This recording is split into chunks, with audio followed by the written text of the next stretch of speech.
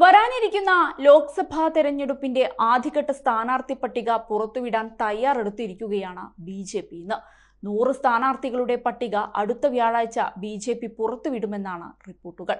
2024 ലോക്സഭാ തെരഞ്ഞെടുപ്പിന്റെ തീയതി ദേശീയ തെരഞ്ഞെടുപ്പ് കമ്മീഷൻ അടുത്ത മാസം പ്രഖ്യാപിക്കുമെന്നാണ് കരുതപ്പെടുന്നത്.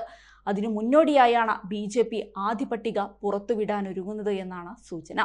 പ്രധാനമന്ത്രി നരേന്ദ്രമോദി, ആഭ്യന്തര വകുപ്പ് മന്ത്രി അമിത്ഷാ എന്നിവരുടെ പേരുകൾ ആദ്യഘട്ട സ്ഥാനാർത്ഥി പട്ടികയിൽ ഇടം പിടിച്ചേക്കും. ഈ മാസം 29-ന് ബി.ജെ.പിയുടെ തെരഞ്ഞെടുപ്പ് കമ്മിറ്റി യോഗം ചേരുന്നുണ്ട്. ഈ യോഗത്തിന് ശേഷമായിരിക്കും അന്തിമ പട്ടിക പുറത്തുവിടുക. ഇത്തവണയും അധികാരത്തിലേറുക എന്നതിൽ കുറഞ്ഞതൊന്നും ബി.ജെ.പി. പ്രതീക്ഷിക്കുന്നില്ല. ഇത് 3ാം തവണയാണ് നരേന്ദ്രമോദിയുടെ നേതൃത്വത്തിൽ ബി.ജെ.പി. പൊതു തെരഞ്ഞെടുപ്പിനെ നേരിടുന്നത്. 2014-ലും 2019-ലും ഉത്തർപ്രദേശിലെ വാരണാസിയിൽ നിന്നാണ് നരേന്ദ്രമോദി മത്സരിച്ച് വിജയിച്ചത്.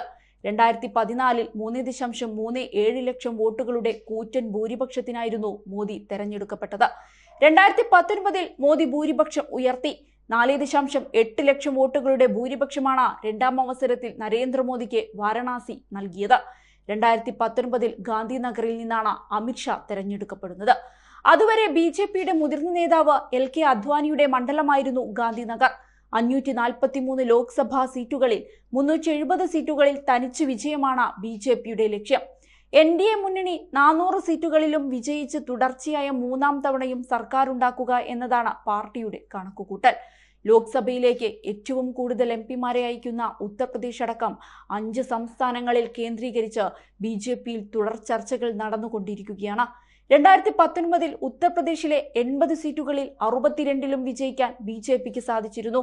ഉത്തർപ്രദേശിനെ സംബന്ധിച്ച യോഗത്തിൽ അമിത്ഷാ, യോഗി ആദിത്യനാഥ്, കേശവ് പ്രസാദ് മൗര്യ അടക്കമുള്ള നേതാക്കളാണ് പങ്കെടുത്തത്. പശ്ചിമ ബംഗാൾ, തെലങ്കാന, രാജസ്ഥാൻ, ഛത്തീസ്ഗഡ് എന്നിവയാണ് ബി.ജെ.പി. ശ്രദ്ധ കേന്ദ്രീകരിക്കുന്ന മറ്റ് സംസ്ഥാനങ്ങൾ. ഈ സംസ്ഥാനങ്ങളിൽ ബി.ജെ.പി. ദുർബലമായിരിക്കുന്ന മണ്ഡലങ്ങൾ കേന്ദ്രീകരിച്ചാണ് ചർച്ചകൾ.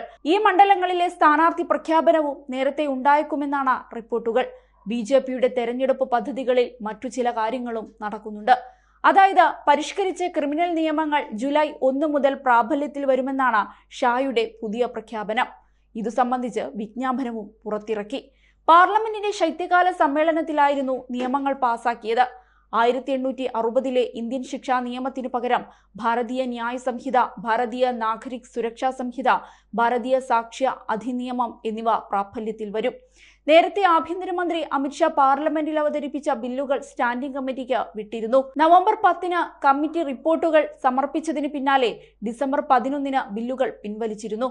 തുടർന്ന് ശൈത്യകാല സമ്മേളനത്തിൽ അവതരിപ്പിച്ച് പുതിയ ബില്ലുകൾ സഭ പാസാക്കി.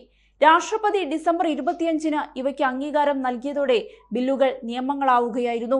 ആൾക്കൂട്ട ആക്രമണങ്ങൾ ക്രിമിനൽ കുറ്റമാകുന്നതാണ് പുതിയ നിയമങ്ങൾ. അന്വേഷണവും കുറ്റപത്ര സമർപ്പണവും അടക്കമുള്ള നടപടികൾക്ക് സമയപരിധിയും നിശ്ചയിച്ചിട്ടുണ്ട്. പുതിയ നിയമപ്രകാരം തീവ്രവാദം, ദേശസുരക്ഷയെ ബാധിക്കുന്ന കുറ്റകൃത്യങ്ങൾ എന്നിവയ്ക്ക് കടുത്ത ശിക്ഷകളായിരിക്കും ലഭിക്കുക.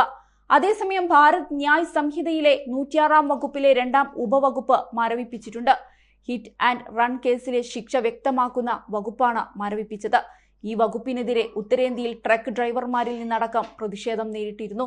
ഇതോടെയാണ് ഉപവകുപ്പ് റദ്ദാക്കിയിരിക്കുന്നത്. ഏതായാലും ബി.ജെ.പി. അധികാരം വെച്ച് കളി തുടങ്ങി എന്നു തന്നെ പറയാം. ഇനി അധികാരം കിട്ടിക്കഴിഞ്ഞാൽ സംഭവിക്കുന്നത് കണ്ടുതന്നെ അറിയണം.